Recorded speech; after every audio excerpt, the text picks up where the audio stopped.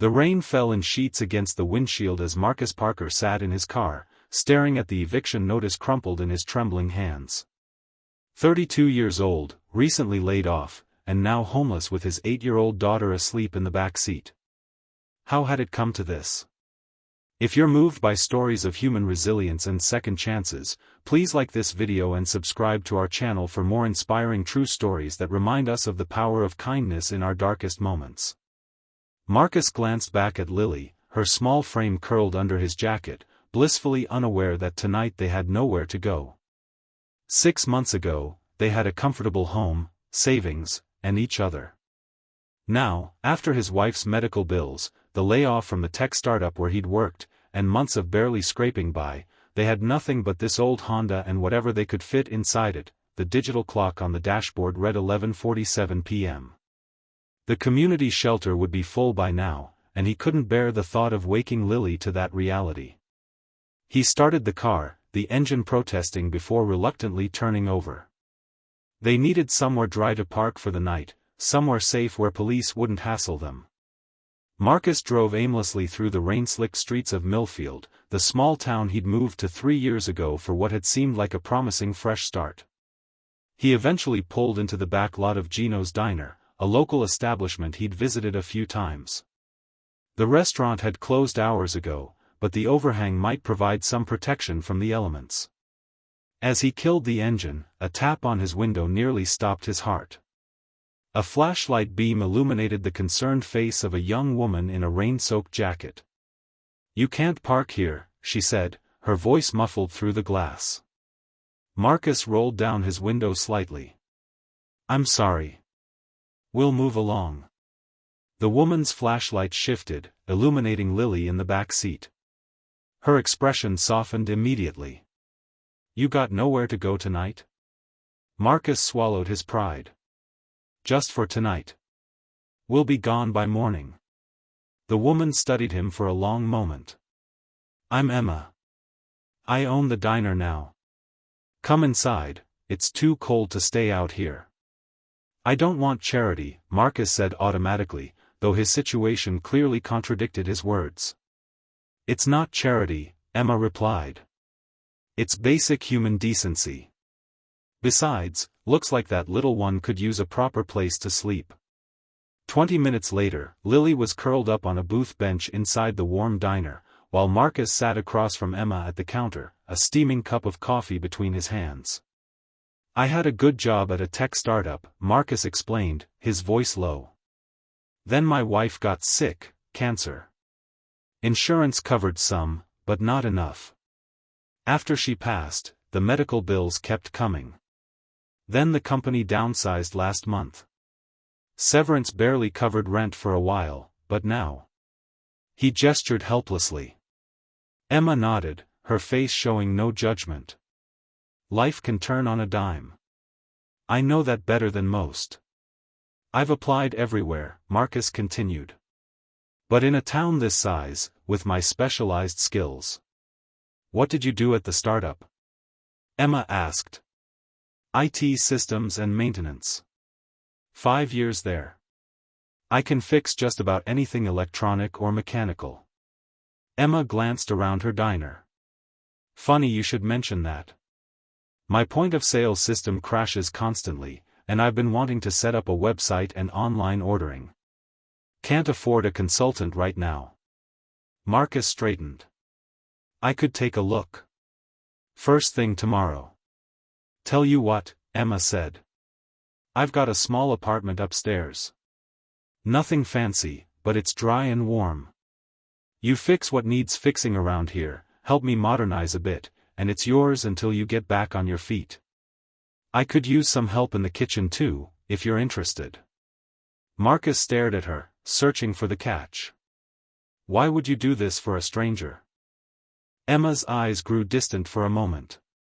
"4 years ago, I was living in my car after leaving an abusive relationship.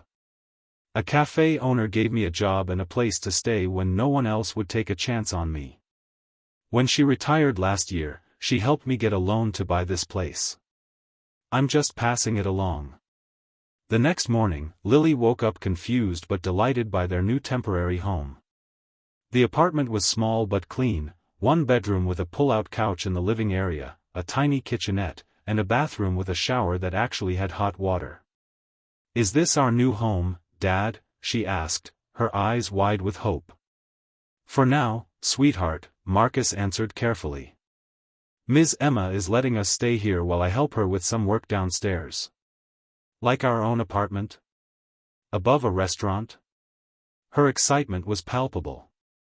"That's so cool." Marcus smiled for what felt like the first time in months. "It is pretty cool, isn't it?" That day, Marcus fixed the point-of-sale system, set up proper backups, and began sketching plans for a website. By the end of the week, he had the ancient Wi-Fi system running better than ever and had reorganized the office for maximum efficiency. Emma was impressed. "You weren't kidding about your skills." "Tech problems make sense," Marcus replied. "They have issues you can diagnose and solutions you can implement. Not like life." "Life has solutions too," Emma said. "Sometimes we just need help finding them." As weeks passed, Marcus became indispensable at the diner. He worked the register during rush hours, fixed whatever needed fixing, and built a website that started bringing in new customers. Lily became the diner's unofficial mascot, doing homework at the corner booth after school and charming the regular customers. One of those regulars was Nora Chen, the director of the local community center. In her early 40s with an energetic presence, she took a special interest in Lily. "Your daughter has quite the mind for computers," Nora told Marcus one afternoon as he refilled her coffee. "Always has," he replied with pride. "She's been tinkering with code since she was 6. Nora hesitated. "I hope you don't mind, but Emma mentioned your situation. We're looking for someone to help with our technology programs at the center. The pay isn't much, but it would be steady work in addition to what you're doing here." Marcus was stunned. Thank you. I'd be very interested." "Wonderful," Nora beamed. "And I've been thinking, we have funding for a coding class for kids, but no instructor. Perhaps you might consider starting a program?" The opportunity snowballed from there. The community center job led to Marcus teaching basic coding and digital literacy to both children and adults. Word spread about his technical abilities, and soon he was fielding weekend IT jobs from small businesses around town. For the first time since his wife's death, Marcus felt like he was building something rather than watching everything crumble. 3 months after that rainy night, Marcus had saved enough for a security deposit on a small apartment. When he told Emma he'd be moving out, she seemed genuinely disappointed. "You've become family around here," Emma said. "Lily too." "We'll still be around," Marcus promised. "I owe you more than I can ever repay." Emma waved him off. "You don't owe me anything. But I do have a proposition for you." The proposition was unexpected. Emma wanted Marcus to become her business partner. The diner needed modernization, a stronger online presence, and someone with Marcus's skills to help it grow. "This place has potential to be more than just a local diner," Emma explained. "With your tech knowledge and my culinary skills, I think we could make this place something special together." Marcus was overwhelmed. "I don't have money to invest." "You've already invested, with your time, your skills, your ideas. The rest we can figure out." That night, as Marcus tucked Lily into bed in their new apartment, she asked a question that caught him off guard. "Dad, are we going to be okay now?" He sat on the edge of her bed, smoothing her hair. "Yes, sweetheart. I think we are. I was really scared that night in the car," she admitted. "But I pretended to be asleep because I didn't want you to worry more." Marcus's heart clenched. "I'm so sorry you had to go through that." "It's okay," she said with the resilience only children possess. "If we hadn't, we wouldn't have met Emma and Nora and everyone else. Mom used to say everything happens for a reason." "She did say that," Marcus whispered, remembering his late wife's unshakable optimism. Over the next year, Gino's Diner became Emma and Marcus's digital cafe. The renovation modernized the space, added charging stations and free Wi-Fi, and created a small event space that quickly became popular for community workshops and tech meetups. Marcus's coding program at the community center grew into a comprehensive digital skills initiative, with Nora securing grant funding to support it. Lily thrived, excelling in school and developing close friendships. The town that had once seemed to have nothing left to offer them had become a supportive community that embraced them fully. On the one-year anniversary of that desperate rainy night, Emma and Marcus hosted a community dinner at the cafe. As Marcus looked around at the packed tables, Nora discussing a new program with Lily, customers who had become friends, teachers from Lily's school, small business owners whose systems he'd helped upgrade, he was struck by how full his life had become. Emma joined him by the counter, following his gaze. "Quite a difference a year makes, huh?" "I still don't understand it," Marcus admitted. "I had nothing to give, nothing to offer."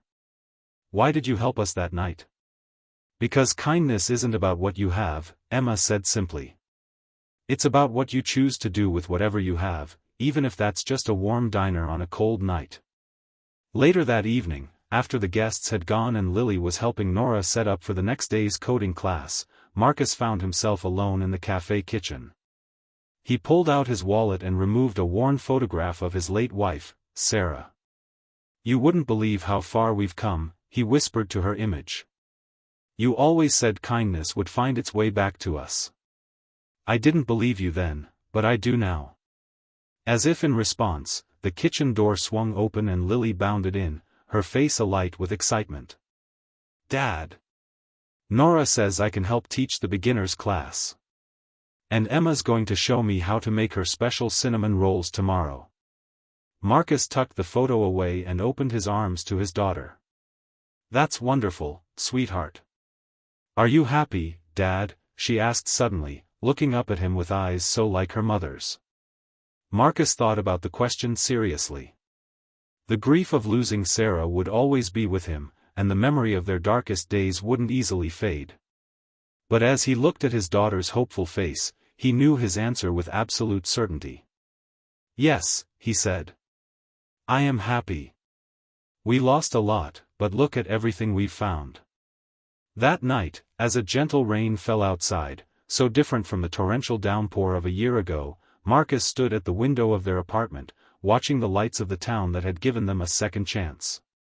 He thought about the chain of kindness that had transformed their lives, Emma's offer of shelter, Nora's job opportunity, the community's embrace. He had arrived in that parking lot with nothing left but his daughter and his integrity.